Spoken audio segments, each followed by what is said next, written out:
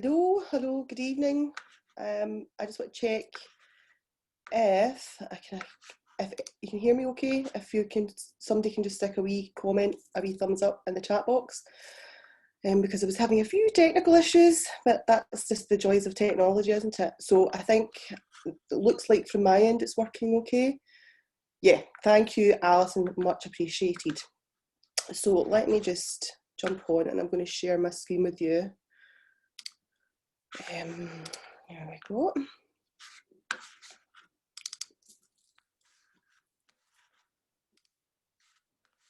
So hopefully you can see that all okay there, and we can hear me, which is great, fantastic. Welcome everybody, and thank you for signing up to Stress and Self-Care Strategies for Secondary School Teachers. I hope you've not had too much of a stressful day. If you have, then hopefully what we go through and learn tonight will help bring some of your stress levels down anyway. So I'm going to just go through what we're going to cover off in tonight's session. So I'm going to start off with a wee bit of an intro, who I am. I think there's quite a lot of people here that I haven't had any interaction with before, which is amazing and fantastic, but I always like to give you a wee bit of context as to for what reason am I talking about stress and how that's useful for you. Then we're really going to go into the kind of nuts and bolts of what stress is, how that impacts you, your school, your community, your people, your pupils. And then we'll look at, as we go through, different techniques and strategies to help understand and manage your stress levels. And then what you can do with stress going forward. So a pretty packed agenda. There might be bits that I have to skip past. I'm conscious of time, and I'm also conscious that I'm the kind of person that wants to ram as much information and give you as much value as possible, because I appreciate, first of all, your time. The fact that you're here and you've took the time to be here this evening is amazing, and I'm really grateful to see so many people have signed up and are actually attending, which is really great. So I'm going to try and be mindful to keep it maximum within the 2 hours. I think 90 minutes probably should cover it. So that is the agenda for today. And there will be a Q&A session towards the end. Now, as I go through this presentation, I can't actually see the chat box, but there is a wee Q&A button on your screen that you can press, and you can log your questions, and then at the end of the session I will try and attend to as many of them as I possibly can. If I can't get round to doing them all tonight, I'll take some time and I'll address the questions, and I'll send them to you, the answers, via email. So, you know, there's nothing off the table here. You know, if there's some things that you want to ask about, this is the place to do it. So hopefully that all makes good sense. So a wee bit about me, very flattering picture. So I'm Nicola Ball, for those of you who haven't met me, and I'm a cognitive behavioural psychotherapist, which is a really fancy job title for essentially a counsellor with a kind of modality of training that is evidence-based treatment for mental health, well-being and disorders. So I founded the Talking Rooms 2 and a bit years ago. And I'm actually a kind of latecomer to this career path. I previously was in the corporate world for quite a long time, and I was a former stress head. So I was very used to working 70-hour weeks, travelling constantly. You know, I had a young family, really, really stressful kind of life in general. But for me, that was just, you know, that's just life. You just kind of get on with it, and you know, every day was a bit of a chore sometimes. So fast forward to a period of time where holding on to that stress didn't serve me any longer. And without getting into a huge big long story, you know, there was a kind of necessity for change for me. And I was always really interested in psychology, and I was really interested in helping people, and I'm really quite a natural listener, and always been one of those people that people would share their problems with. So this felt like a good fit. So off I went to do some training, and I absolutely loved it and sort of wished I had done it 20 years ago. However, I think you have to have a different experience in life as well. So that brings some richness into the type of therapist that I am. In between all that, so as I mentioned, I've got a couple of kids, and my daughter started secondary school, and she really struggled with the transition into high school, and it became quite a passion.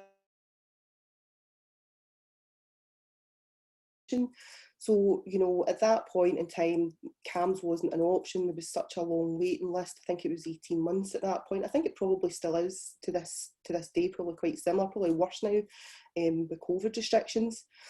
And, you know, I was kind of resourced. I was a therapist, you know, I knew other therapists, you know, I had financial resources to be able to help my daughter.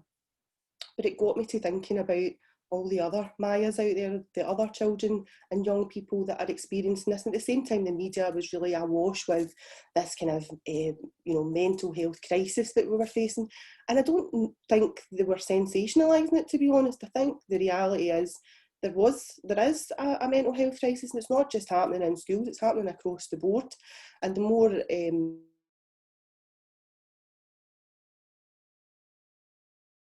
doing it at talking rooms is really, really important.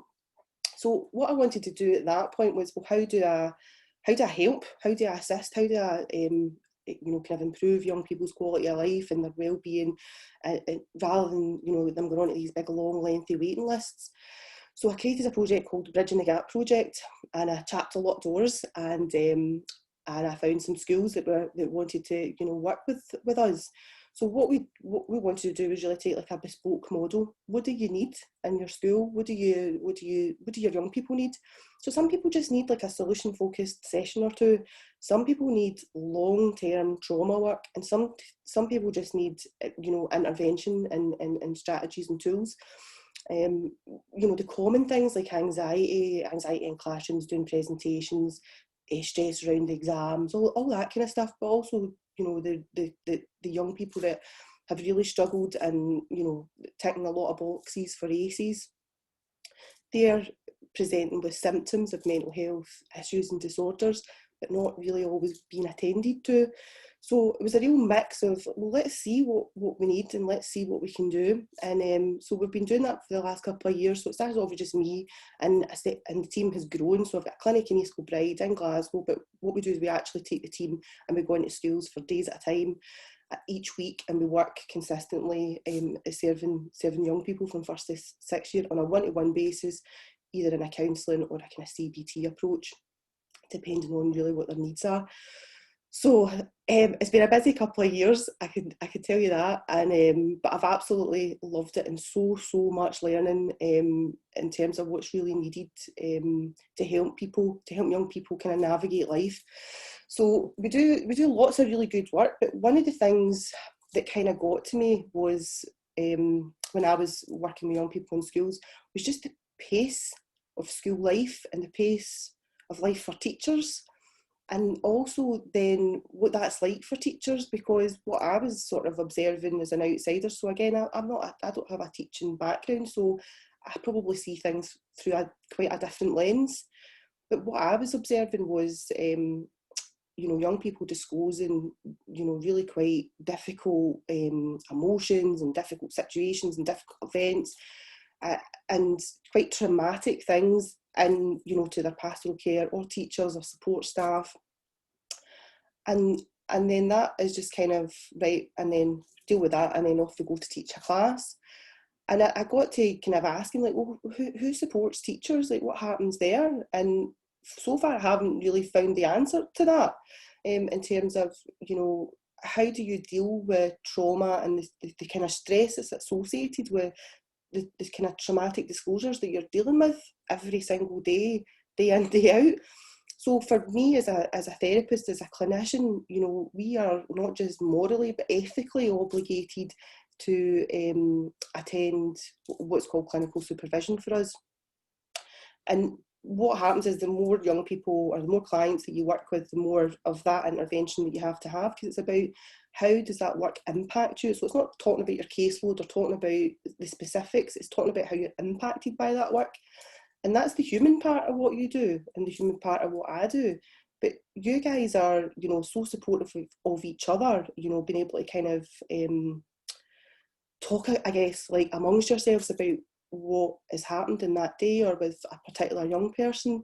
But I feel like more is needed in terms of, you know, real somebody sit in a room to really understand the impact that a situation has had on you. And without that stress does get really, really kind of generated. So that's kind of where I've got to at this point in terms of my own understanding. And listen, and I welcome any input in terms of what you're doing.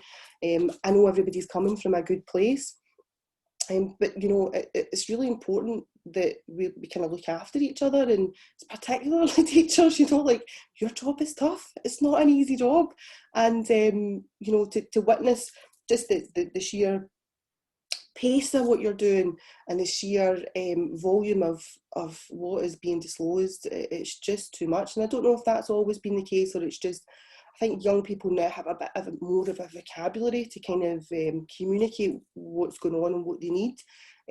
But I don't know that we've kind of reinforced the support structures for teaching staff to be able to cope with that. So that's what I wanted to do tonight. I really wanted to be able to just offer you a bit of value, a bit of insight into who we are, what we do, and hopefully give you some strategies to manage and cope with your own stress. And because you're human, right? So I have stress, you have stress, we all have stress, but it all comes out in different ways, doesn't it? So let me just see if we're still here. So the first part of this I want you to have a wee think about is how heavy is this glass of water? Now, normally I would actually be in a room with you doing this, having this conversation, having this presentation, and I'd be holding a glass of water. And people start to shout out, you know, £1, £2, a kilo, half a kilo. And what's important here is not necessarily how heavy the glass of water is, it's how long you have to hold it for. So if you hold a glass of water for a second, a minute, 5 minutes, you can probably do that relatively easy, can't you? But if you have to keep holding that glass of water for an hour, or for 2 hours, for 6 hours, for a day, a week, a month, that glass is going to get pretty hard to handle. It's going to get hard to hold it up, isn't it? And that's a wee bit like what stress is like, because wee things in a space of time can be okay in that moment, but when we don't process and deal with them, they can become much more difficult to handle and much more difficult to navigate. So I often use this analogy of the glass of water, because we kind of put a lot of pressure on ourselves, I think, from a societal point of view of how much we should cope with. And sometimes you just need to put the glass of water down and take a breath and look after yourself. So I'm hoping for you tonight, this is an opportunity for that, to put your glass down, even if it's just for an hour. So I like to start off with a little stressometer. I was actually going to do something I've just remembered, but I haven't actually put this in, so I'm going to do it this way for now. This is a really good way of checking in on yourself, what your stress is like. And what we use is just a really simple scale. So this is a kind of an internal conversation. You don't have to share this, you know, with anybody, but for you, you know, get a notepad, get a bit of paper just now. And from 0 to 10, I want you to think about where you're at right now in the here and now in this moment, at the end of this day, at this busy day. How do you feel? Where is your stress level at? So 0 being absolutely not stressed at all, and 10 being stressed to the max. Like this is like Britney Spears, shave your head off kind of moment. Where are you at? And this is a great wee tool just to kind of check in with yourself each and every day as you go out throughout the day. If you notice that your behaviour starts to change or you start to feel differently, it's all right to just kind of check in and say, where is my stress level at? So take a minute just to think just what does that look like? Now, for everybody, stress is different. How you experience stress is different. How you handle stress is different. Where you're at is going to be different. And it does fluctuate. But if you are sitting at an 8, 9 or 10, which by the way would not be surprising given the last 6 months that you guys have had, then that's also okay, you know, but this is the time to really start, you know, intervening and looking after yourself. And I do want to kind of labour that point. You guys have had a really tough 6 months, and generally speaking, I think teaching is quite stressful. But over the last 6 months, that whole expectation of moving on to online learning and blended learning, and then I can imagine the stress you must have had with parents and managing your job, managing your own personal lives as well. So, you know, take a bit of credit for what you've done, how you've handled yourself, and the fact that you're still standing today. Great, but over time, this is going to become a more difficult thing to manage, I think. And we don't have any real kind of light at the end of this tunnel for the foreseeable few months. So I think, if anything, this is the time to really invest in your self-care, you know, every single day, just to keep those stress levels down. So hopefully you've managed to capture where you're at just now. So let's talk about what actually stress is. So it's defined as to a degree which you feel overwhelmed or unable to cope as a result of pressures that are unmanageable. So there's 3 kind of ways of defining that. So something new, something that feels threatening, and something that you've got little control over. What does that sound like? Sounds like COVID-19, doesn't it? So actually, on top of the stress that you may have been experiencing before, you're dealing with something new, something that feels threatening. So, you know, perhaps, you know, you're worried about your health or your family's health, your job, and again, something that you've very little control over in terms of how you can do it. So, you know, you can hand sanitize, masks, but there is something about the kind of threatening element of this. So for you, what happens, not for you, for all of us human beings, when we are in a state of stress, what we activate is this stress response in our bodies. And that creates a hormone called cortisol, which is known as your stress hormone. That's activated by, you may have heard of the fight or flight response. So that's part of the reptilian part of the brain. So when that's activated, it's basically, it goes into like a survival mode. It thinks the threat is so real that the danger is to life. So it produces this cortisol so that you're kind of, you can get away from the threat or you can fight the threat. But it's not always that you kind of need the stress response to be able to cope with what's in front of you, but that's just the body hasn't managed to, the mind, the brain hasn't sort of evolved to keep up with some of the stuff that we're dealing with. So that stress response is kind of overinflated in a lot of people. What they reckon is like something like 70% of people are operating in the stress response at any given time. So that's a lot of stressed out people in the kind of I'm in danger mode, because that's exactly that, they're hyper vigilant. You'll have to walk to a supermarket to see how people are operating just now. So when you're in that mode, you're creating the stress that is created in your body is phenomenal, and it's not just a physical response, it's a mental response. So I think there's always been a bit of a disconnect in how we talk about stress, but it's very much from the external to the internal. So what is happening outside behaviours of yourself, but that creates a whole physiological response. And actually there's like so much evidence and research being done to say about, you know, the impacts of stress on a cellular level, so in your body's ability to kind of rest and recover on your cells, to heal your body to when you're in the rest stage. So this is why this is so important. You know, being stressed is not a badge of honour that you should be wearing. And I kind of feel, I think probably like my corporate background, it kind of almost was a bit of a, oh, I'm so, you hear people saying it all the time, don't you? Like, oh, I'm stressed at my box. That's probably not a lie. People are very, very stressed. So what can we do about that? So I think, again, as a society, as a culture, as a community, you know, as leaders in schools, because I know there's a few here tonight there is something about culture shifting and something about really understanding the importance of taking care of ourselves, but not just putting that pressure onto somebody to do that, but also understanding what those pressures and what that overwhelms about, so that we can really support people's stress levels coming down. So that is kind of what stress is. But really importantly, like I said, what does it do? So I very much doubt there's nobody here tonight that's never experienced stress, right? But if you could imagine, like a short burst of stress would be, if you're watching at a cinema and you're watching like a horror film and there's a jumpy bit and you get that kind of immediate response, or you walk out in the road and you automatically jump back because a car's coming. You don't sit and kind of logically process that as a thought process. That happens automatically. So that's part of like your nervous system that keeps you alive and keeps you safe. But when you operate from a place of stress, you kind of kick this, it's called the sympathetic system. So you've got two different systems, the sympathetic system and the parasympathetic system.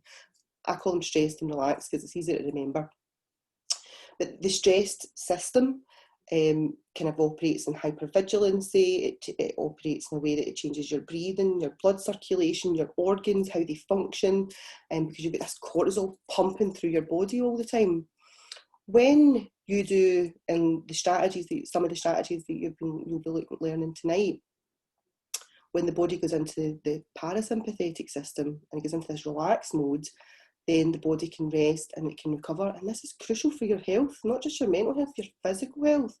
So people who have, kind of long-term illnesses, when I'm working with clients, I don't think I've ever worked with a client yet with severe anxiety or depression who doesn't have a long-term health issue, and it's connected to trauma and the subsequent stress created by that.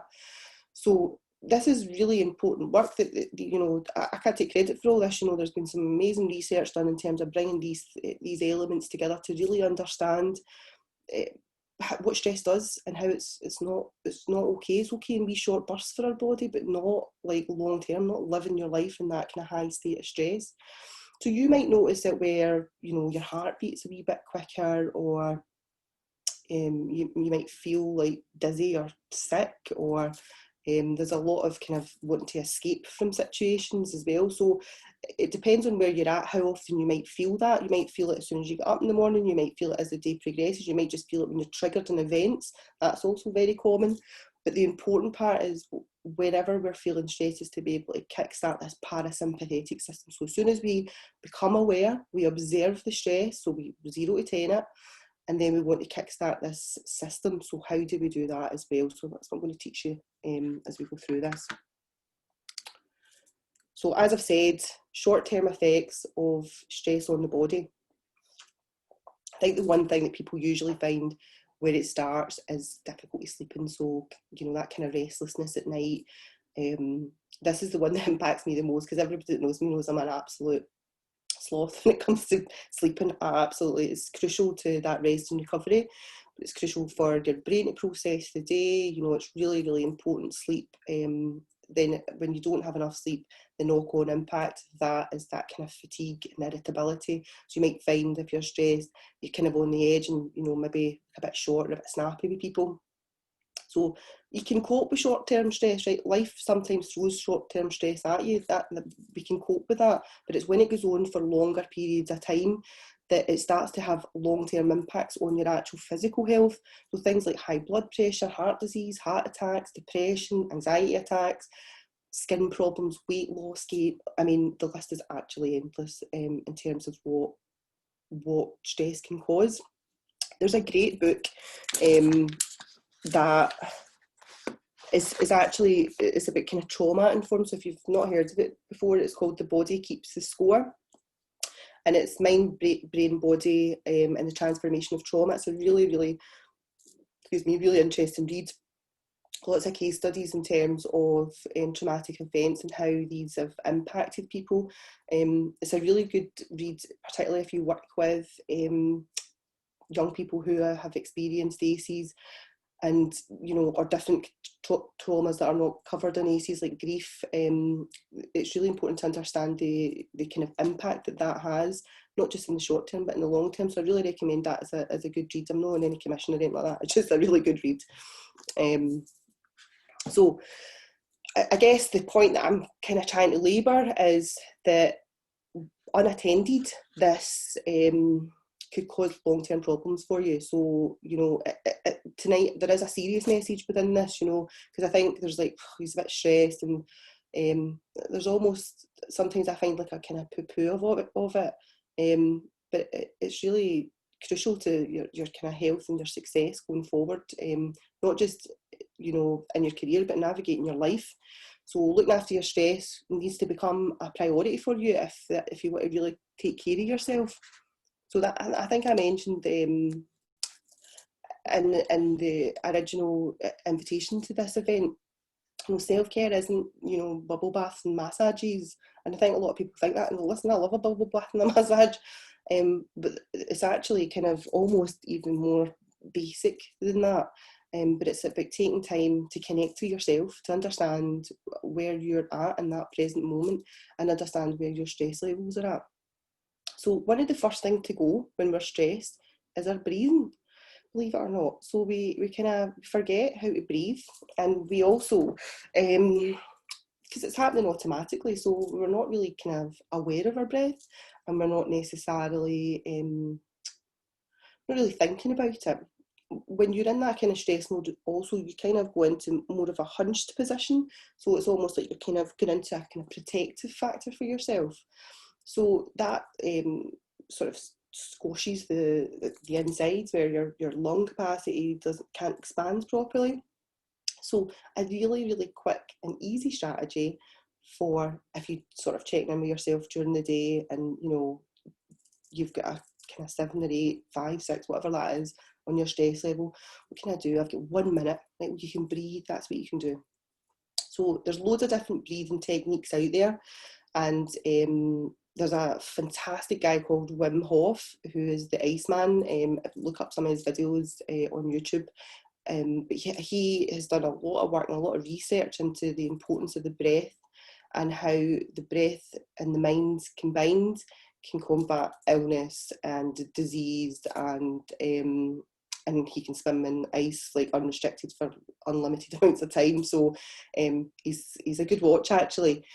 But the fascinating thing is behind the breath work. So listen, we don't always have 20 minutes, half an hour to go and do like a yoga class or a meditation. So this is a quick and a kind of quick and dirty way of getting your stress levels down. So this is what's called balloon breathing. So you kind of hand on your tummy and a hand on your chest. I know you're probably sitting up, not lying down. If you're lying down, you're very lucky. So but what you're essentially trying to do is when you breathe in, you're pushing your belly out as if you're blowing up a balloon. And then when you're breathing out, it's like as if you're holding the balloon and you're just letting the air come out slowly. So you're kind of breathing in and then you're breathing out. So what you'll notice there on that out breath, I took a wee bit more time on the out breath than I did in the in breath. So I'm breathing in to fill up my tummy as much as I can with air, but when I'm breathing out, I'm really taking my time to let that breath slow down. So if you do that, if you care to join me and have a little bit of a breath, and you probably have people wandering about your house going, what are they up to now? But this is something that you can seriously do anywhere, you know. So whenever I'm going into a situation where I feel, you know, in between sessions actually is when I do this, because back to back with clients, you know, and you've got a lot of processing to do, I have to take care of myself. So if you're going from class to class and you know, our meetings are difficult things to do all day, just having this wee moment, even in the walk to that class or that meeting, to just put your hands on your belly, hands on your chest. You even need to do that, but you're just blowing out your belly as you breathe in and then blowing out.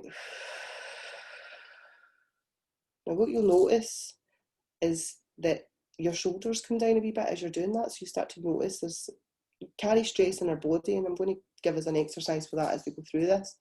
But yeah, so that's a really easy way. Just remember to breathe. So if you feel like, oh, I'm so tense and so stressed, breathe, okay? So it goes a long way. but look up Wim Hof. He's a great great guy to kind of research and understand. I'm just going to grab a wee drink of water because just while you practice your balloon breathing.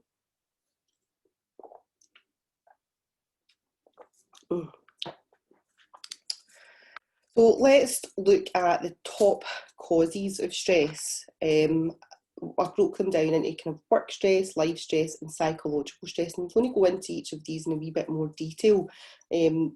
Stress is not something we can kind of get away from because they're there. They're our internal, which is our psychological stress, and then our external, our kind of life and work stress. So, different types of things can be happening in your work. Now, as I said, I would imagine over the last 6 months, that work stress, if it wasn't already at a peak, it probably peaked during that time. And I think moving to teaching online, I think for some people would have probably been a breeze, but for other people would have been really difficult because you're having to learn and navigate new technology, new ways of being comfortable, being on screen, and maybe you're working much longer hours, or just being unhappy or not feeling supported. So that can be difficult. And I think one of the sort of what we've learned in the research is that sometimes people, teaching staff, might feel like it's not okay to put their hand up and say that they're stressed, and there's a kind of expectation that you just kind of get on with it. I think, again, like I talk about cultures and changing cultures, and that's not going to happen overnight, of course not, but I think with forward thinking leadership and education, that the kind of attending to staff and their stress levels will become more and more important, I would hope, to continue with this kind of work. So it's good to acknowledge that for yourself. Like, what are the factors in your day that are causing you stress? Just the sheer juggle of the day that you guys have, and the amount of young people that you see, and just the pace of it. It could be that, but you've got into teaching for a reason. So I guess there's also a kind of an expectation of what that might look like. But again, how do you come down out of that kind of roller coaster of peaks of stress in the day? Also, life stress. So everybody, again, is experiencing other things outside of their workplace. So just now, the limitations in terms of connection, being able to perhaps go and see loved ones, or losing people, certainly being, a really difficult time to have deaths at the moment, because not necessarily being able to be in hospitals or attend funerals. I know that's improved slightly, but that can be really difficult to process. Things like relationship breakdowns, divorce, difficulties financially, but also what we would consider to be kind of positive things can also be really stressful, like getting married, moving to a new house, and then this traumatic event, so natural disaster. Well, COVID-19 is a bit of a disaster for pretty much the world. So it's a pretty big life stress for everybody, and there's lots of different things happen to lots of different people. And I guess, like, you have all that internally, and then you're working with all these people, all these young people that also have all this stuff and all this different stress as well. So I guess the reason why this is really important is that if you manage your stress, you can almost step into a kind of more, you can step in easier to an empathetic and compassionate role with another person. So that's why I always go about kind of looking after yourself and your self-care, and what is you can't pour from an empty cup. So yeah, that's kind of really important as well. So that the life stress is impacting everybody. And then the psychological stress. So I think one of the biggest things that we've certainly noticed is the fear and uncertainty created by COVID-19. Now listen, fear and uncertainty was always there when you previously watched the news, and there's, war and terrorism. And so, I mean, personally, I don't watch the news. I get a kind of top line update. I don't watch the news for that reason, because it creates a sense of stress and a sense of fear and uncertainty when it's not really necessary, because I don't have any particular reason to be stressed about that at the moment. Also, things like and I think this probably slightly impacts maybe slightly less. However, you might, have partners that have lost jobs, or your job might be under threat. So then there's, serious concerns about, well, how do I keep shelter and food on the table and stuff like that. So you might be okay, but there could be a kind of psychological uncertainty of what the future might look like, and kind of then starting to spend time in that headspace. Also things like attitudes and perception, so what I call sweating the small stuff. So when you're in a kind of state of stress, the wee things make you go crazy. So like somebody cutting you up at a roundabout, or somebody maybe kind of nipping at you in a conversation or in a meeting, and it just makes you kind of snippy and snappy, and that's just a kind of internal stress that you're carrying.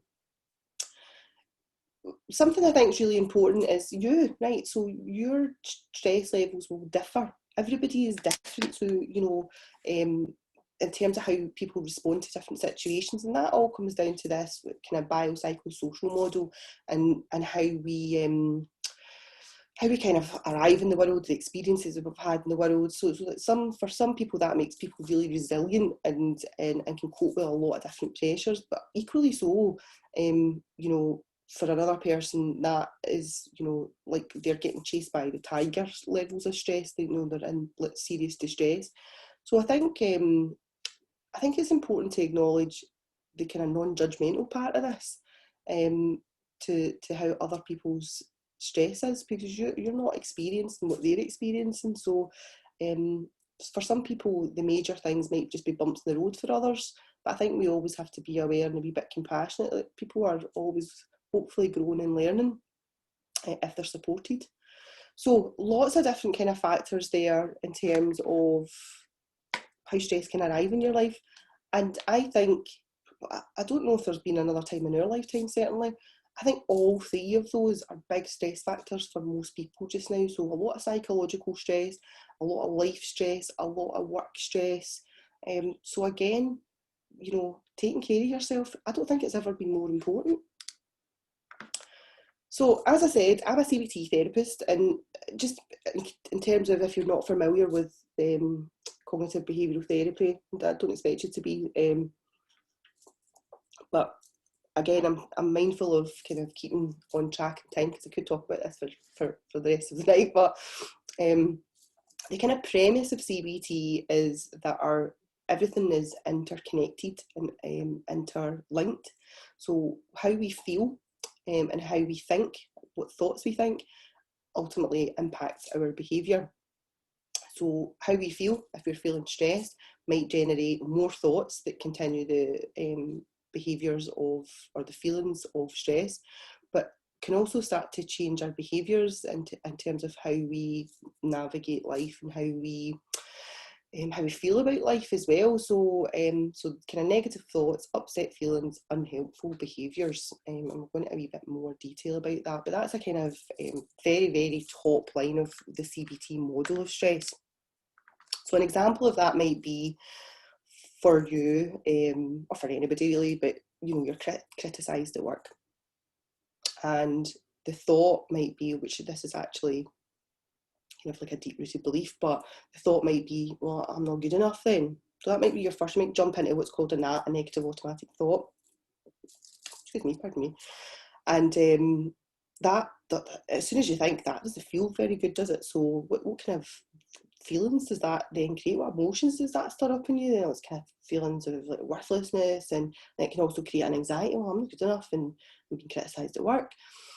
And that can then create this physical response in your body, like we spoke about earlier, but that could just be things like feeling really tired, or kind of not hungry, not wanting to eat. And then what might you do? What might your behaviour look like when somebody's done that and that thought has been triggered in your mind? You might start avoiding contact with other people. So that might be, taking sick leave, or just avoiding actually having connection with others, because you don't want that to be noticed by other people. So the thought is really, really, really powerful, and the mind is incredibly powerful, and there is, again, so much deep, rich research around how powerful our minds are. And something when I was learning this kind of particular psychological model, something that always really kind of sits with me is the power of your thoughts and how you can actually create a physiological response just through your thought. So that thought of I'm not good enough, creating, if you're letting that kind of play out in your mind, and then what kicks up for you. Your brain doesn't really know the difference. It can't tell the difference between what's real and what's imagined. So the actual situation was that you were criticised at work.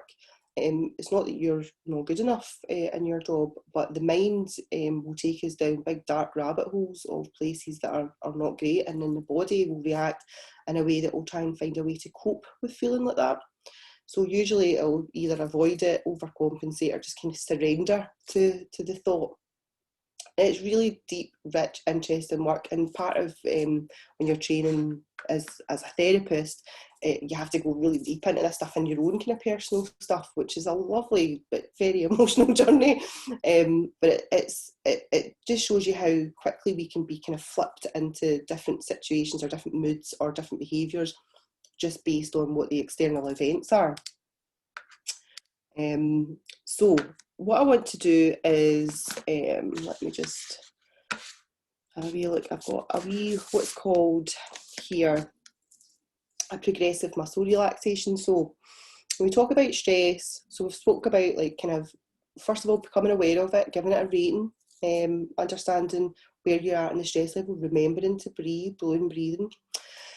But one thing, if you've got a wee bit more time in your hands that you can do, and this is a really important one, is attend to the physical part of your stress, and that is carried in your body.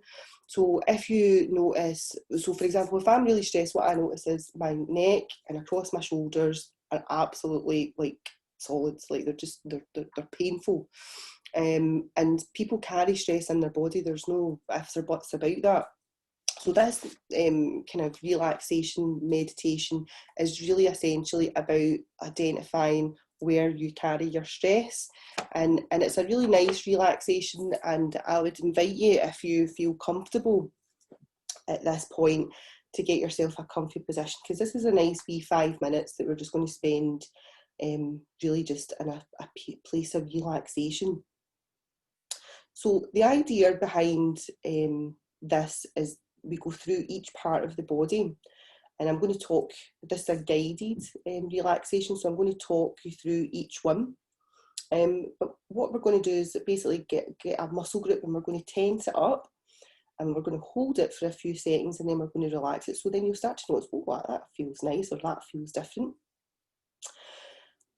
The concept is really about kind of releasing energy out of your muscles to then start to feel the relaxation.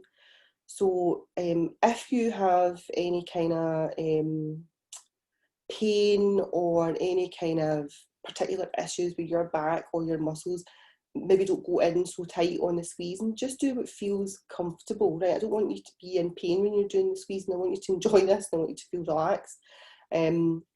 So if you feel comfortable, I would begin with getting yourself into a comfy position, and then if you feel comfortable, close your eyes. If you're not comfortable closing your eyes, just find a spot on the floor to just kind of look at. And before I get into this, I'm going to have a little drink.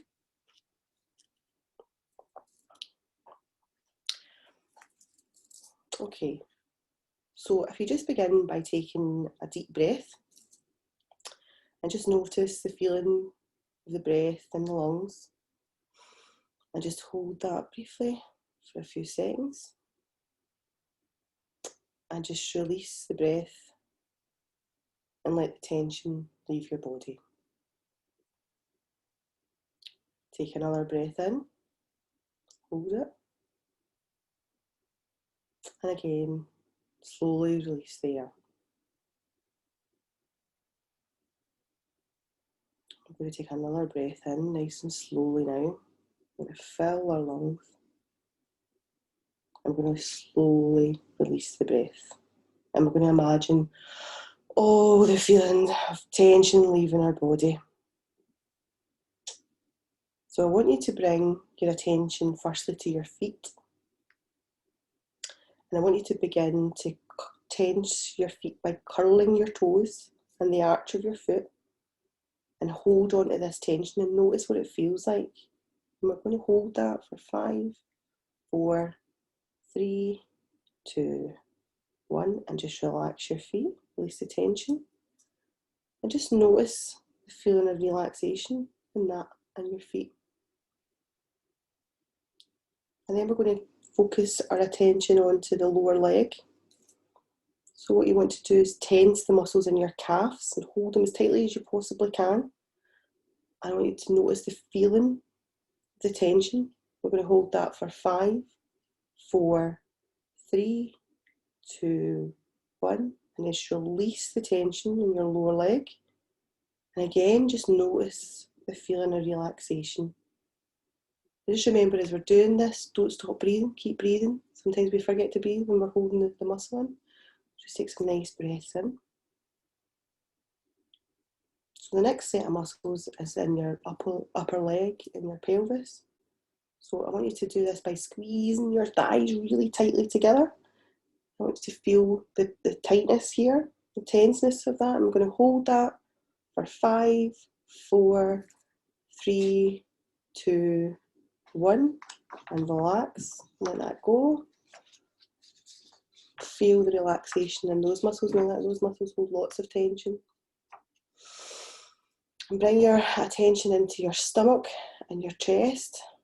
And we're going to tense the stomach by sucking our stomach in. We're going to squeeze it and we're going to hold it for 5, 4, 3, 2, 1. Release the tension. Just allow your body to go limp. Notice the feelings of relaxation. Continue to breathe deeply. Breathe slowly. Breathe in and hold. 3, 2, 1. And just release the air slowly.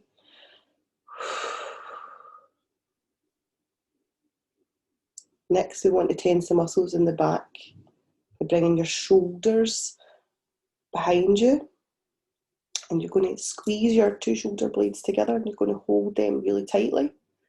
You're going to go 5, 4, 3, 2, 1, and relax the shoulders. It's always a lovely one to do. You're going to tense your arms all the way from your hands to your shoulders. You're going to make a fist in your hand.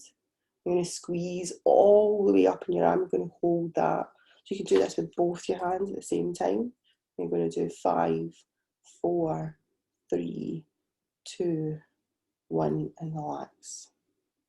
Just notice the feeling in the muscle and the relaxing in the shoulders. And then we're going to move up to your neck and your head. So we're going to tense your face and your neck by kind of squashing up your eyes and squashing up your mouth like this. We're going to hold all the muscles like that. We're going to hold that for 5, 4, 3, 2, 1. And just relax your face again. And then the very last one, we're going to get the whole body and we're going to tense every part. Our feet, our lower legs, our thighs, our stomach, our shoulder blades, our arms, our face, and we're going to squeeze it all together. And we're going to do that for 5, 4, 3, 2, 1, and release. And notice the relaxation in your body.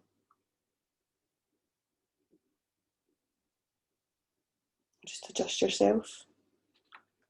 Just when you feel ready, just open your eyes. Come back into the here and now. I hope that was a nice little bit of relaxation. And normally we would take quite a bit of time over this and a bit of relaxing music, and there's a lovely muscle relaxation on our Wellbeing Collective that you'll get access to. But this is a great exercise, and I think like that shoulder one and your arms, everybody's different in terms of where they'll carry their stress, but just if you can't go for a massage every day, you can find 5 or 10 minutes just to kind of pop yourself through that wee process of just bringing in that muscle relaxation. So that's a really nice way, nice easy way to take care of yourself. So, let's see, we're up to, don't read this one. So what I would like you to do is go back to that first page of rating your stress levels. So you started off with whatever number. Where are you now? What's your stress levels like now? And how do you feel? Has it came down any?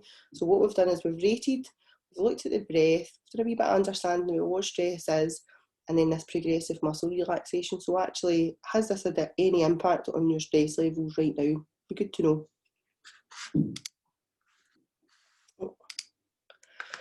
So I want to touch on something that's really important and something we don't often acknowledge, but how we cope with stress. So as we've said, stress is there, it exists, we all have it, everybody experiences it in different kind of ways, but also how we cope with stress is different and difficult. So depending on what your experience of life has been like, you may have learned unhelpful coping strategies, or you may have developed unhelpful coping strategies in order to kind of survive the stress. So I used to be an absolute chain smoker. I used to smoke like 30 fags a day. Thankfully not anymore, but and for me that was a kind of weird psychological connection that was my coping strategy. For other people it's alcohol or drugs or avoidance, really. So really what we're talking about here, and this is for you, right? So this is for you to have a think about and reflect upon. If you're stressed, how are you coping with stress just now? So obviously the usual kind of things people will do, exercise, taking care of myself, but if you're really honest with yourself, is there things that you're doing that are not helpful?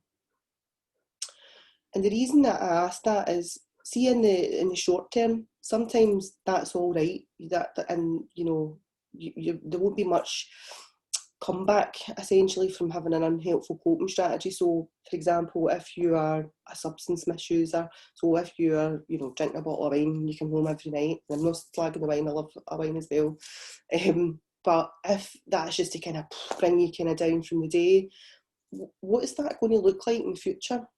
What might that cost you going forward? So the unhelpful coping strategies in that moment might feel like a solution, but what might it cost you going forward? What might it cost others going forward? What might it cost you as a teacher in your community going forward? Because if we kind of utilise unhelpful coping strategies on a day-to-day basis just to manage the stress, then that is going to have an knock-on impact on us. So I kind of liken it to thinking about, when I think about the cost of it, what I'm really talking about is, if, say it's avoidance or drinking or whatever it is, right? Because none of them are particularly helpful. So the impact of that might be something like, well, I start becoming more tired, more withdrawn. I don't have the same energy levels. You're a wee bit away from maybe developing kind of physical health related issues to your coping strategy, but it will come. So what does that then cost you? Well, maybe you can't then, be an effective teacher. I couldn't be an effective therapist. So there's a cost to that, and then what does that look like for the young people who rely on us? Do you know what I mean? So I think we've got a duty of care to ourselves, really, to kind of fess up. You don't need to fess up to anybody else, but fess up to yourself. If you feel like that how you're coping isn't useful, it probably isn't useful. So there's other ways of tackling that. So as I've kind of spoke about tonight, healthy coping strategies, kind of the breath work, meditation is about connecting to yourself. So that gives you an opportunity to develop or further develop your awareness. Now, I don't know who you are, what your backstory is, what your background is. You might be really unfamiliar with meditation and really uncomfortable. For a lot of people, the first time you ask them to do any kind of meditation, their reaction might be to feel like silly, or feel like they want to laugh, or they can feel really, really big emotions because it's the first time they've really tapped into themselves. So lots of avoidance can happen. So one of the other unhealthy coping strategies is your phone, been on your phone constantly or constantly tuned into like Netflix, or so not actually taking that time to kind of tune into yourself and say, am I all right? If you're new to meditation, take it easy. Don't just go in and do like a silent meditation. Go for guided meditations, because when your mind is busy and there's a lot of chaos, it can be really hard to settle it and sort of take the time for yourself. It can actually start to feel more stressful doing the meditation. So there'll be a wee bit more information on that coming. But meditation for me was absolutely what saved my life. You know, like I meditate twice a day, and it's like a standing joke. I don't always have lots of time because I have a very busy life as well. However, if I don't make time to do it, it does have a knock-on impact, and I can start to see my stress levels kind of increase quite quickly. My ability to parent, to work, sort of starts to slide, so I might become a bit more stressed, a bit more snappy, not really prepared or creative. That I guess that's the point, is like being able to be creative rather than being in survival mode. I want to be in thriving mode. So that's what meditation really creates, is an ability to kind of check in with yourself, but to help you thrive rather than just survive. And obviously these kind of relaxation techniques, I touched on it a wee bit earlier about, it's not selfish to look after yourself. I think, again, like as a culture, we've kind of got this thing about us, look after other people, but we don't invest that time and effort into ourselves. And actually, that's really important. And I live and breathe this. My organisation lives and breathes this. My staff live and breathe this. I support my staff with supervision. I support them with group supervision. They get plenty of CPD. They get loads of stuff. And every meeting I have, when I finish it with, how are you taking care of yourself? Because I want to know what you're doing to take care of yourself, because they've got really busy, stressful jobs as well. And what can we do to support that? So looking after yourself is so important. And you might, if this is a new concept for you, you might feel a bit weird in the beginning. You might feel a bit selfish, or a bit strange, or a bit guilty. But finding those wee niches of time for yourself are really, really important, and you will be able to better deliver for others when you take that time out for yourself. So it's definitely not selfish. A couple of other coping strategies that I'm going to top line, right, but there's a lot more detail to that. But we talked a wee bit about the psychological stress. So there's stuff on the kind of how we think, why we think the way we think, and what we can do about what we think. And there's a wee tool here called Stop, which will help with that. And I want to touch a wee bit on base, which is we've talked about the kind of cortisol and the stress hormones, but I want to talk to you about the happy hormones. Like, how do I get more of them? Yeah, I'd like some of them, please. So I'm going to cover some of that off, and in a wee bit more detail. Let's see if we've got time. So when we talk about the psychological stress, and we talk about how we think, there's lots and lots and lots of detail in this, right? So I'm going to keep this as top level as possible. But for various different reasons, we all think slightly differently, but we've kind of grouped them psychological kind of thought processes in terms of how people think, and what these are kind of negative ways of thinking and unhelpful ways of thinking that keep us essentially stuck. So what a way of thinking might be catastrophizing. So you might go to the worst case scenario.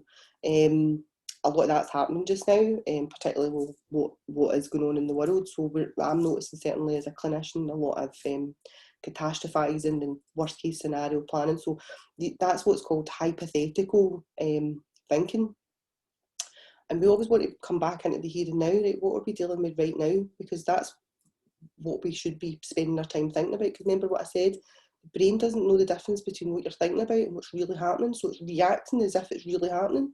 So we need to be really careful what we spend our time thinking about and where we spend our time thinking. So understanding what your thinking style is also really important, because when you're in the journey of becoming aware of your stress, what you start to probably notice is where you spend your time thinking and how much time you spend thinking.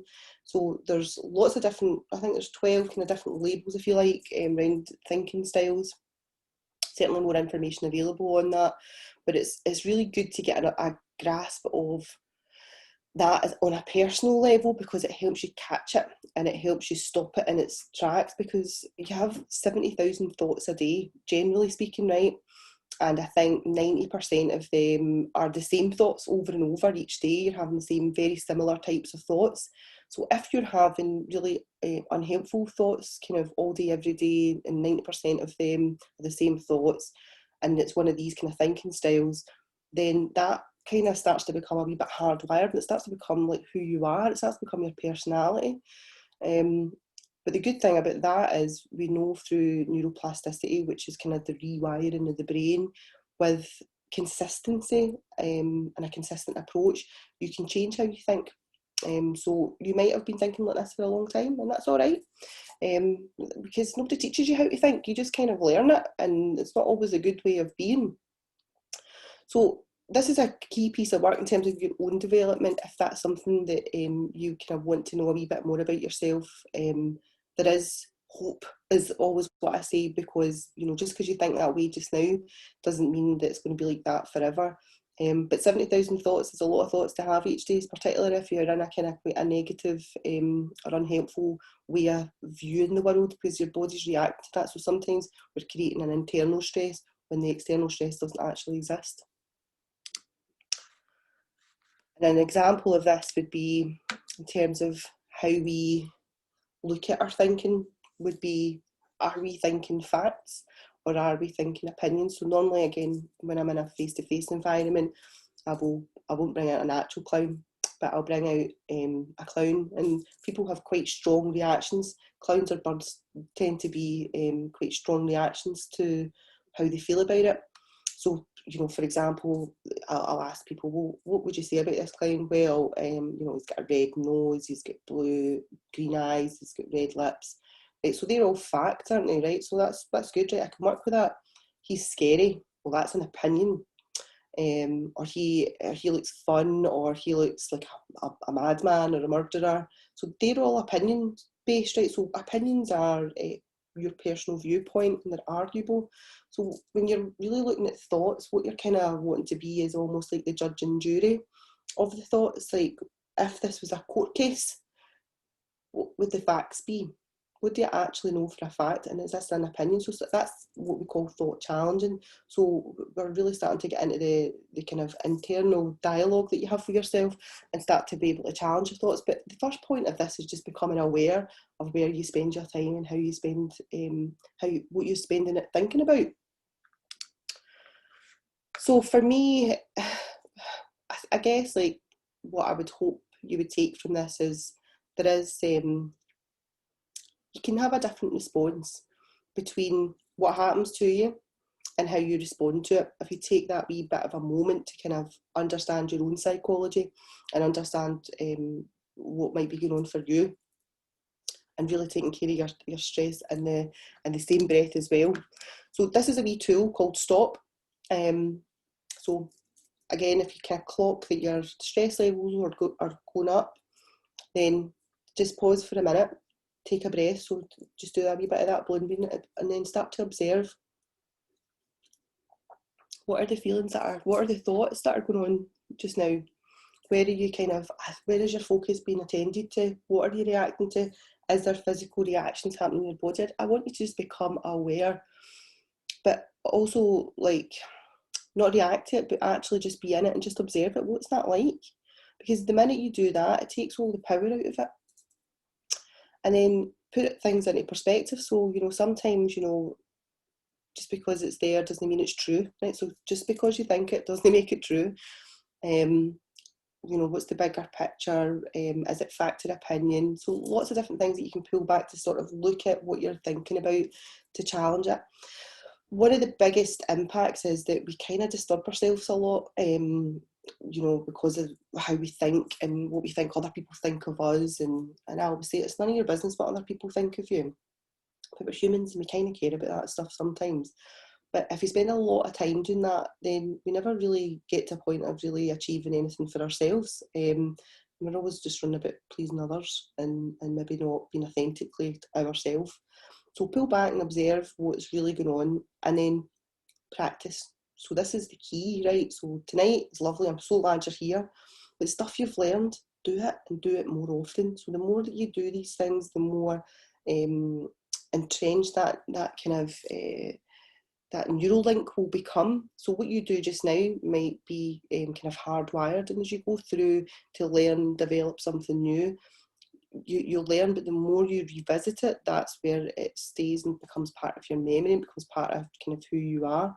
So you'll be able to activate your soothe system by taking a breath a lot easier as time goes on. So it just takes a wee bit of practice. So the exciting bit about balancing out your brain chemistry, right? So I didn't want to leave us on let's all talk about the cortisol and the stress hormone, but I think, and listen, I know what I'm going to say here is not new news, but it's so important to know what we need as human beings and how we get rewarded as human beings in our body. So the 4 happy hormones are serotonin, dopamine, oxytocin and endorphins. And we have to do different things to get those different hormones. So if you think, for example, of somebody who experiences depression, that kind of mood stabilizer hormone, we really need, some people do have a deficit in their brain, but a lot of the time is because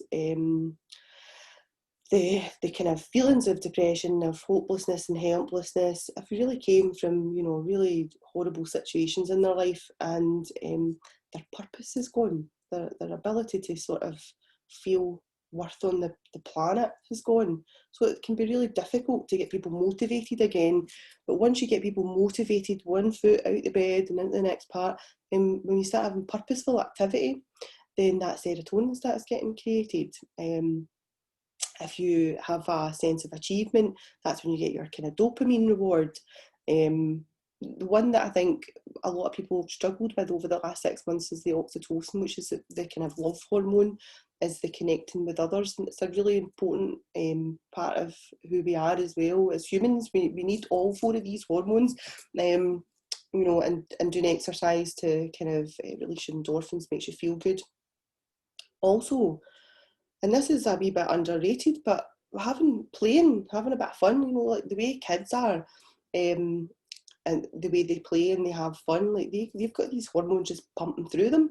But we need to, even as adults, we need to find where does my pleasure come from? What is that like? So I do all sorts of mad stuff, like just I do like a dance class on YouTube, and because that's stuff that I find fun. I sing really badly, much to my children's, they're not really super happy about that when I bring out the old singing. But you've got to find a bit of joy in life, especially just now.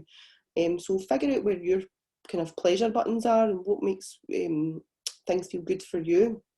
So having a balance of that every single day. So looking after your body, doing something that gives you a sense of achievement, connecting with others and something you enjoy will keep those happy hormones kind of pumping through. And if you're looking after the self-care, keep the cortisol at bay as well. So that's really ultimately the kind of basis of looking after your mental well-being. So have we got time to do this? I think we probably could do this. Could we do another wee meditation? Let's see. I think we'll do another meditation. So this is the last one of this evening, and the reason I wanted to do this is a guided meditation called Safe Place. So I've took you through breath work, I've took you through physical kind of relaxing, but I also want to show you how powerful your mind actually is when we visualise. So when I was saying earlier that your mind can't tell the difference between what's real and imagined. So we were talking about kind of negative thinking there, but this can be flipped over, and if you use meditation and guided meditation in a kind of positive visualization way, then actually again you're creating that kind of soothe system in your body, which is really, really nice. So this is a lovely meditation. I use this a lot with young people who have experienced trauma or who are in a place of there isn't very much safety for them. And the reality is that we don't have a lot of safety. Some young people don't have a lot of safety. And if you can create a place in your mind where at least in that place that you feel safe and secure, then that's at least something, isn't it? So again, I'll invite you to find yourself a comfortable place. And if you feel like closing your eyes, close your eyes. If you feel like you don't want to close your eyes, just find a spot on the ground and just pop your eyes towards that.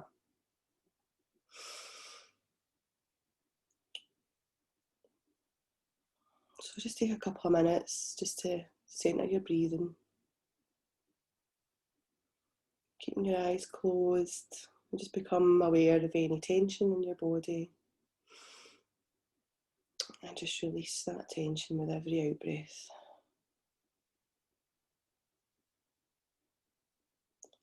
And don't worry as we go through this if thoughts and images pop into your mind. Just discard them and come back to where we are. So I want to begin by imagining a place that's just for you. And in this place, you feel calm, peaceful, and safe.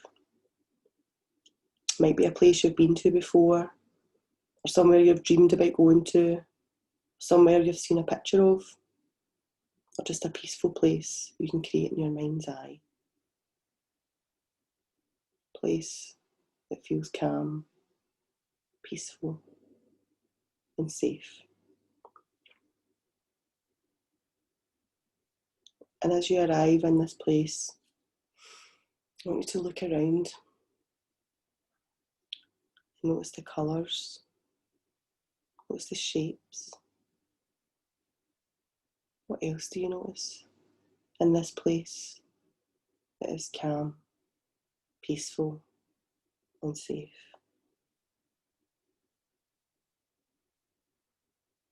What do you notice?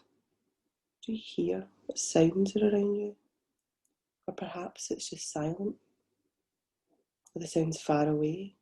Are they near to you? What sounds are more noticeable and what are more subtle?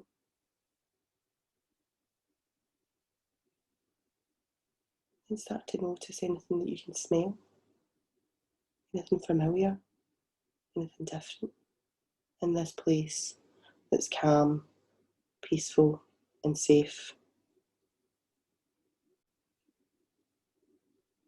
Become aware in this place of any skin sensations, the earth beneath you, supporting you, the temperature, movement in the air,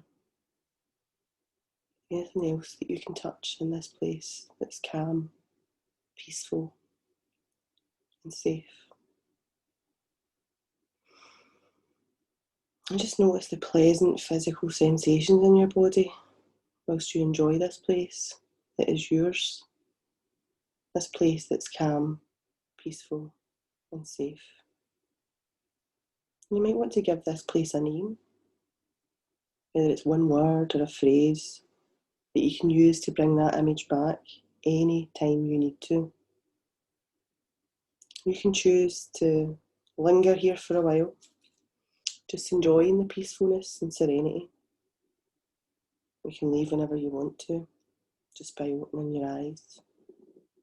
And you can bring yourself to this place anytime you like, if you need to feel calm, peaceful, and safe. Nice big deep breath in and out. And just when you feel ready,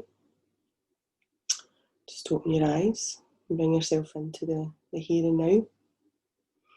Give yourself a wee stretch out and see how you're feeling. That's one of my favourite ones actually. I love that, the safe place imagery. It's quite short, but once you sort of do it a few times, you can start to build it. I've actually had some really fascinating places built by clients, and there was one that turned it into an interior design project, and she had like cushions and candles and all sorts in her safe place. So I'd love to know what came up for you. and it's, again, so different for everybody what feels safe and secure, but that's available for you. So again, the concept behind that is just bringing you into a state of relaxation, a place of safety. So when you're in threat, you don't feel safe. Your body is not in it's in survival, not thrive mode. So these kind of exercises help you to tell the body that it's safe and you're okay. So hope you enjoyed that. And again, I'd love to invite you to look at that stress score. So where you started after your progressive muscle relaxation, and then after safe place, so you're noticing a reduction in your stress levels. Now, I'm not going to do this one on the back of just probably having quite a lot of meditation, but there's lots of different things you can be doing. As I said, if you're new to meditation, feel weird about meditation, do guided meditation, okay? YouTube is full of free stuff. But this is a particularly lovely meditation if you struggle with resentment and anger. Excuse me. It's a loving kindness meditation. So it's the script is by a guy called Jon Kabat-Zinn, who was the guy who coined the phrase of mindfulness. And that's just about becoming aware and being kind of in the here and now, in the moment. And he's got a wee saying that really resonates with me, and it's pain is inevitable. So being human, you're inevitably going to encounter pain at some points, but the suffering part is optional. So a lot of that is the internal part. So you can't feel positive and negative emotions at the same time. It's not possible. So when you're doing a kind of loving kindness or a gratitude meditation, you are feeling positive, sort of nice feelings of joy, happiness, love. So if you're really struggling with kind of low energy feelings like sort of anger, resentment, then these meditations are a good way to kind of make a bit of an internal shift as well. So I'm going to pop that on. So hopefully you've managed to do a wee bit of a rating of your stress levels, and I hope it's came down, not went up. But also, sometimes that can happen, because if you haven't checked in with yourself and kind of got yourself to, for some people that might be the first time that they've really just stopped and really gave themselves a wee bit of importance in this hour. Sometimes that can be pretty terrifying, and actually your stress levels might feel a wee bit higher. That's not unusual. So it's okay, whatever you're feeling, but attend to it. That's what I'm going to say, is look after yourself. So a kind of summary of where we're at. So managing your stress, so you can stay as you are. Quite happy doing what you're doing. You can add in more self-care strategies, or you could do something in terms of your own development. So we've got how do I come out of that? It's called the Mental Wellbeing Collective, which I actually created at the beginning of lockdown, because what I was finding is obviously there was a lot of people needing a lot of help, but lack of financial resources and stuff like that, and a lot of the kind of supporting agencies were no longer in existence. So I created a course for people who were experiencing high levels of stress connected to their worries, so connected to their thought processes. And I created this thing called the Wellbeing Collective to kind of house it. So this is, an online self-help portal, and there's a variety of different courses. So if you, for example, go to the Warrior to Warrior, you've got kind of 6 weeks worth of I think they're like 90-minute long, very similar to this kind of idea of presentations. We talk through kind of different strategies and different ways of coping, how you're feeling. And also each week just kind of different tools and things to learn how to kind of self-regulate some of this stuff. So there's different courses on resilience, and now this is a relatively new portal for us, and I just kind of wanted to make things as accessible as possible. So there's courses there in terms of your own development. There's the meditations, and some of these are not available on YouTube. I've kept these or as part of the collective, Now, they're actually not live yet, but they'll be live. A really good friend of mine who is an amazing voiceover artist, and not my dulcet tones, but is recording some nice, good meditation voice for these as well. So you'll get access to that. But in the meantime, you can get those, if you look up progressive muscle relaxation on YouTube, you'll be able to find something there. We've got a number of partners, so you know, you can tap into a variety of different people, but for me, like, yoga is really, you know, is a really important kind of movement and exercise, but I think for a lot of people it can be quite off-putting. So there's Peachy Yoga, which is yoga for everybody and every ability, which is really nice in terms of just kind of stretching and taking care of yourself.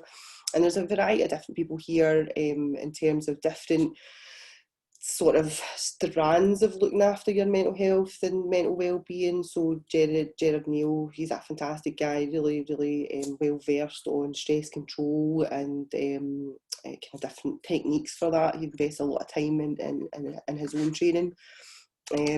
And also then you would have access to all these different resources as well, so different breathing meditations, different guides. So we've got things for teenagers here, like guides to managing mood, things for motivation, things for managing stress, etc, etc. Anyway, so this is the kind of Wellbeing Collective and what was created. So that might be something you want to think about for your own additional strategies in terms of managing your own stress. And then I think the kind of next level for me is about really understanding on a bigger scale what is needed. So, you know, again, I don't know who's here from kind of what realms, but there was a really large piece of research done, a fantastic piece of research, I have to say, done by Barnardo's. I think it was last year. I can send it to you. It's a huge, big piece of research, but it was done on teaching and the kind of pressures on teachers, and really trying to understand what teachers really needed in order to facilitate a better teaching experience, but also a better learning experience.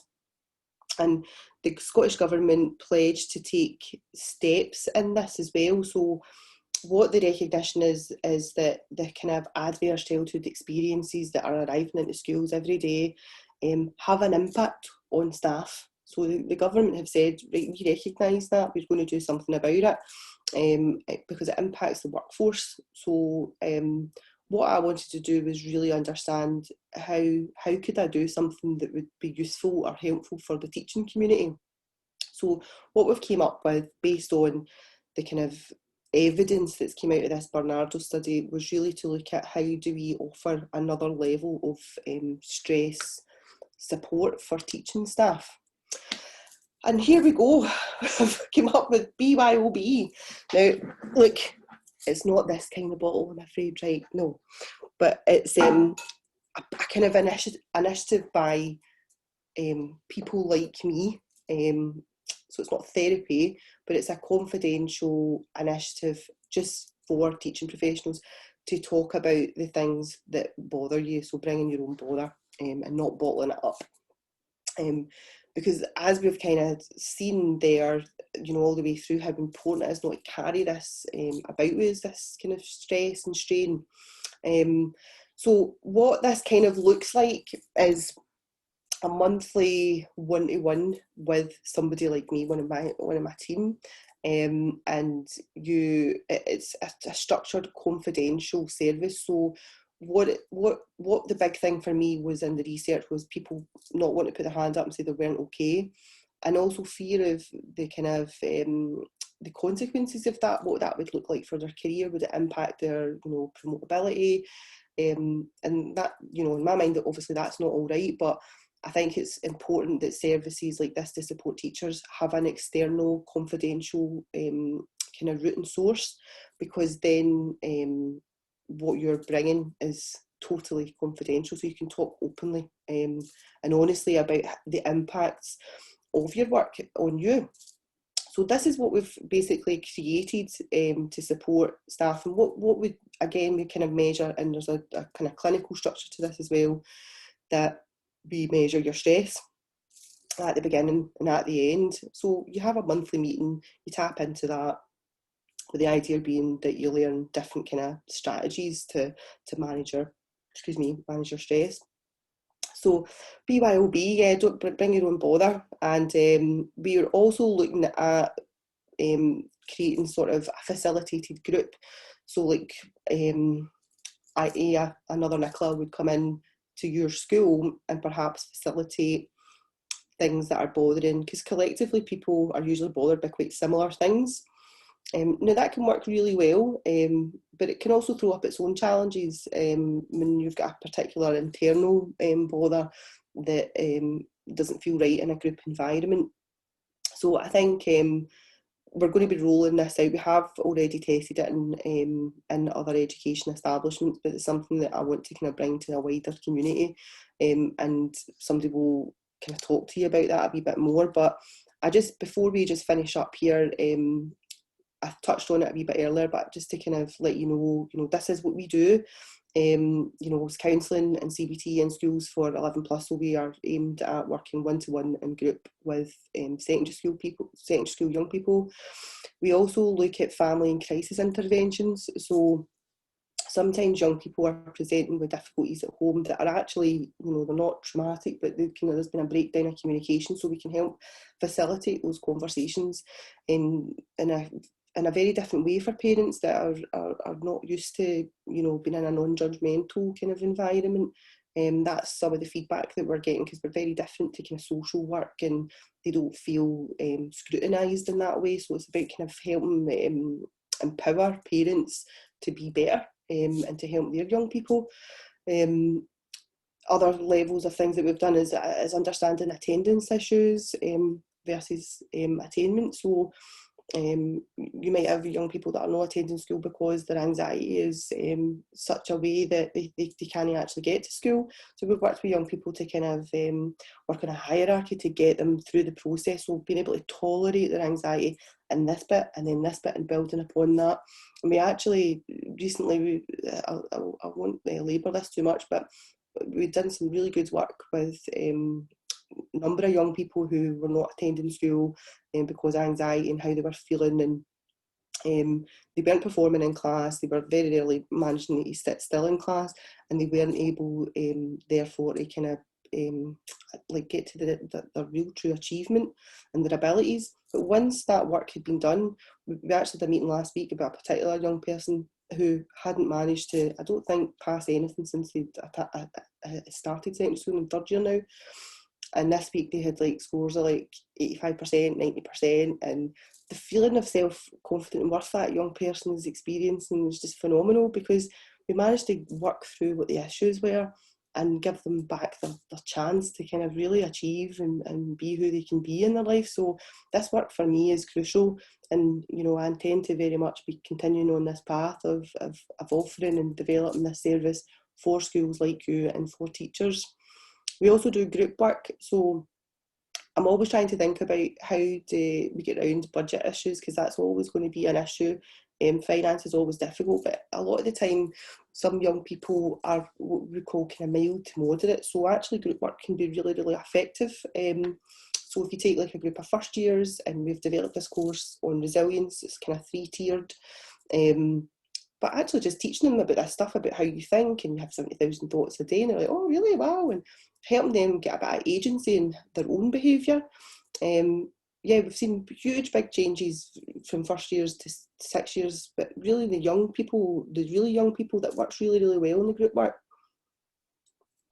The teacher support, obviously I've just spoke about BYOB. And so we have a lovely education partnership manager, Kate, at the Talking Rooms, and this isn't a sales pitch, this is a partnership opportunity. So for me, in the Talking Rooms, I want to work with people, kind of leaders who are up for changing culture, for making shifts and changes and supporting young people, staff, families to let's get better at this. And if that sounds like you, then brilliant. Kate will drop these, probably there'll be a recording of this, so in case you want to share this with anybody, and maybe some of the tools that we've spoke about, Kate will probably drop an email into you next week at some point. you can speak to me directly, obviously, if you want to after this, if you want to set up a meeting, great. But, you know, if nothing else, if you took a wee bit of relaxing out of this tonight and you've learned a couple of new skills for yourself, brilliant. That's all I really wanted to do. So I'm going to stop this share, and I think we've got some questions. So let's see. How do we become an education partner? How do we access the resources? So yeah, I think we can set up either a meeting, or I think what we'll do is Kate will probably be in touch with everybody in terms of becoming a partner and looking at really, you know, individually, what do you need as a resource? So do you need resources for your teachers? Do you need resources for your young people? Do you need the self-help side of it? Do you need counselling? Let's have a conversation, because everybody's needs will be slightly more bespoke, I would imagine. So is there any other questions, feedback, anything else that you would like to offer? Are we all sleepy now that we've had a wee meditation and a bit of relaxation? Does that answer your question, Claire?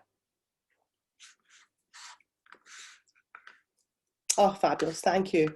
Right, I'm just going to see if there's anything in the Q&A. So there's no open questions here. So listen, thank you for hanging in there. That was not bad, 90 minutes, 95 minutes. Thanks for your time, thanks for investing your time, because time is something we can't buy back, right? So, you know, I always appreciate when people take the time to do this, and I hope you've took something from it, and I'm just really grateful that you engaged in the process. Tell people about it, share it. You know, I think if the more we do, the more we help, the better we become, then, you know, we're all winning then, aren't we? You know, like that's it, and we're all living better, happier lives. Ultimately, that's the goal, isn't it? So thank you, thanks Kate for that lovely comment, and I think I'm going to go and lie down in a dark room to do meditation myself now. So you will hear from us, there will be an email from us, but if you do want to contact me directly, you can get me at nicola@thetalkingrooms.com, and I'll try and get back to you. But really tap into Kate, who's our education partnership manager. She really will get a good flavour for you know, what you need, and we'll develop an appropriate programme for you guys. Okay, so thank you, and take good care of yourself, and maybe I'll see you again soon. Thanks. Don't know how to stop it now.